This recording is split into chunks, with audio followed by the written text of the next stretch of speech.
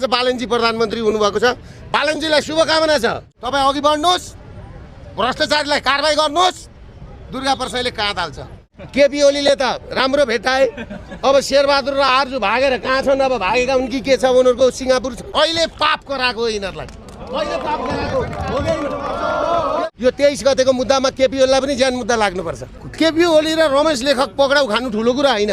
केपी ओलीलाई पनि मैले के भनेको थिएँ भनेदेखि पाप कराएको क्या, पापको घडा फुट्यो। बालेनहरूले सुदनहरूले जसरी एक्सन लिएका छन्, नेपाली जनता खुसी छन्। तपाईँ खुसी हुनुहुन्छ कि हुनुहुन्न भन्नु? होइन, म खुसी छु, तर यो मानेमा खुसी छु। नयाँ सरकार आयो, भूकम्पले आयो। यो पुराना दलहरूलाई के भनेको थियो भने तिमीहरू सुध्र्यौ। तिमीहरूको अहङ्कारले गर्दाखेरि, रावणको अहङ्कारले गर्दाखेरि लङ्का जल्यो होइन। तिमीहरूको अहङ्कारले गर्दा देश जल्दैछ। सुदन गुरुङको हिम्मतको चौतारी रूपमा प्रशंसा भइरहेको छ, तपाईँले कसरी लिनु भएको छ? होइन, यस्तो छ, हिम्मतको त कस्तो भने राति 12 बजी पनि मलाई उठाएको हो। मेरा घरमा भर्याङ लगाएर केपी ओलीले मैले सत्य कुरा ल्याउँदाखेरि मलाई होइन भर्याङ लगाएर मलाई उ गरेको। मेरो डाक्टर पढेर आएको छोरीलाई हातकडी लाग्यो यो देशमा। मेरो छोरालाई डक्टरलाई हातकडी लाग्यो। मेरो श्रीमतीलाई हातकडी लाग्यो, मलाई हातकडी लाग्यो। आउनु नै पर्ने भूकम्प थियो होइन, आउनु नै पर्ने भूकम्प थियो, आयो। तर यो भूकम्प पछाडिका जुन असरहरू के हुन्छन् ती कुरा पनि विचार गर्नुपर्छ। भ्रष्टाचार विरुद्धको फाइल खोल्ने मान्छे सबैभन्दा बढी म हुँ र हाम्रो अभियानलाई टेकेर आज जेएनजी मुभमेन्ट भयो।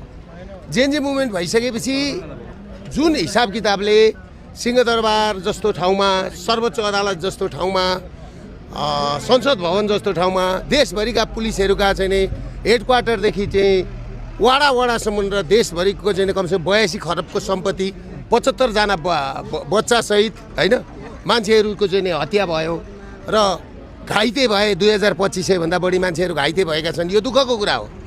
र तपाईँहरूलाई मैले एउटा कुरा के बुझाउन खोजेको थियो भने 79 साल फागुन 1 गतेदेखि यसैको विरुद्ध म राजालाई मेचीमा लगेर पानसकोमा बत्ती बालेर मैले सुरु गरेको भ्रष्टाचार विरोधी अभियान थियो र लघुवित्त पीडित, सहकारी पीडित, ब्याङ्क पीडितका मुद्दाहरू मैले उठाएका थिएँ र ती मुद्दा म उठाइरहने छु फेरि पनि पुरानो इन्जेलसम्म। र मैले यो पुराना दलहरूलाई के भनेको थिएँ भने तिमीहरू सुध्र्यौ। तिमीहरूको अहङ्कारले गर्दाखेरि, रावणको अहङ्कारले गर्दाखेरि लङ्का जल्यो होइन। तिमीहरूको अहङ्कारले गर्दा देश जल्दैछ। आज देश केपी ओली र रमेश लेखक पक्राउ खानु ठुलो कुरा होइन। ठुलो कुरा देश रहने कि नरहने भन्ने कुरा ठुलो कुरा हो। अब चाहिँ देश रहने नरहने ठुलो कुरा हो। त्यसले गर्दाखेरि केपी ओली, रमेश लेखक, काठमाडौँको सिडिओ होइन,